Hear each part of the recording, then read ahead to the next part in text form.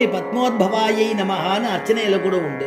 அப்படிப்பட்டதான தேனேருன்னா தேன் கொழிக்கக்கூடிய அந்த மகரந்தத்தில் இருக்கக்கூடிய தேன் கொழிக்கக்கூடியதான செழிப்பா இருக்கக்கூடியதான தேனேறு தாமரையாள் அந்த தேன் நிறைந்த தாமரை பூவுல நித்தியவாசம் பண்ணக்கூடியதான தன் திருமார்பில் அந்த பிராட்டிய தன் திருமார்பில் தரித்தவனான எம்பெருமான். ஏன்னா நமக்கு உத்தேசியம் பெருமானும் பிராட்டியும் தான். அதனாலதான் சீபாஷ்யம் பண்ணும்பொழுது கூட அகில புவன ஜென்ம ஸ்தேம பங்காதி லீலேன்னு சொல்லும்போது பிரம்மணி சீனிவாசேன்னு குறிப்பிடுறார்.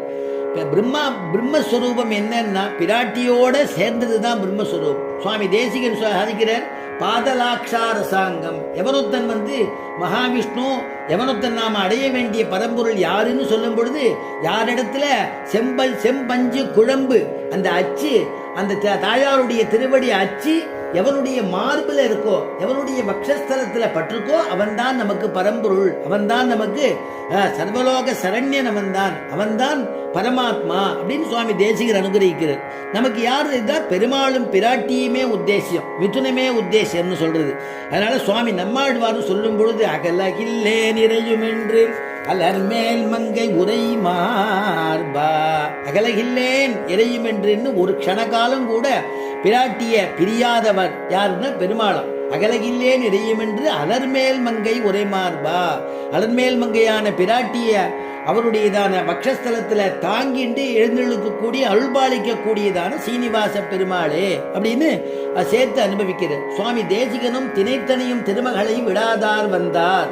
ஒரு க்ஷணகாலம் கூட திருமகளை தாயாரை விட்டு பிரியாதவர் அப்படிங்கிறது சுவாமி தேசிகனும் அனுகிரகிக்கிறார். அதனால ராமாயணத்துல சொல்லும் பொழுது, ராவணா நீ என்னை சீதை ராமனோட பிரிச்சுட்ட நீ நினைச்சிட்டு இருக்க, நான் எப்பொழுதுமே அனன்யா ராகவே நாகம் பாஸ்கரேன பிரபாயதா, அனன்யா ராகவே நாகம், ராகவனை விட்டு நான் ஒரு க்ஷணம் கூட பிரியலப்பா. பாஸ்கரேன பிரபாயதா, பாஸ்கரன்னா சூரியன், சூரியனை விட்டு சூரியன் கிரணம் எப்படி பிரியாதோ, சூரியனை விட்டு சூரிய ஒளி எப்படி பிரியாதோ, அந்த மாதிரி நானும் பெருமாளும் ராமனும் நானும் பிரியாதவர்கள். அதனால நீ நினைச்சுட்டு இருக்க இதெல்லாம் நாடகம்ங்கிறாளாம் பிராட்டி. அதே மாதிரி ராமன் மற்றொரு இடத்துல சொல்லும் பொழுது அனன்யாஹி மயா சீதா பாஸ்கரேன பிரபாயதா, அனன்யாகி மயா சீதா, நான் சீதையை பிரிச்சுட்டேன்னு நினைச்சுட்டு இருக்கேள், என்னை விட்டு பிரியாதவள் சீதை அப்படின்னு மனசுனால ஒன்னாதான் இருக்கா, திருமேனினாலும் ஒன்னாதான் இருக்கா. இது ஒரு வியாஜம், ராவணனை திருத்தணுங்கிறதுக்காக திருவுள்ளமா. அதனால மயா சீதா பாஸ்கரேன இவர் சொல்லக்கூடிய உதாரணம் வேற இடத்துல சொல்றார், சீதை வேற இடத்துல பேசுறா.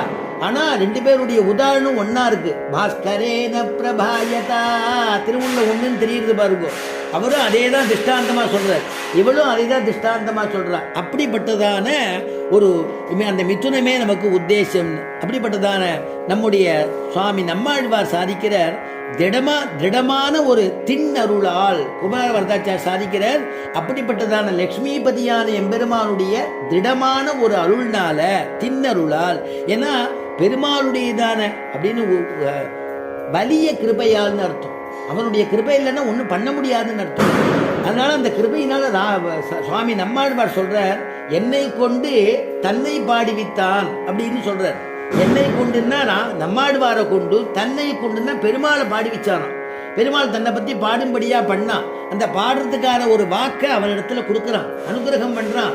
அப்படி பண்ணான்னு சுவாமி நம்மாழ்வார், உணர்வில் உம்பர் ஒருவனை அவனது அருளால் உரற்பொருட்டு என் உணர்வில் உள்ளே இருத்தினேன் அதுவும் அவனது இன்னருளே.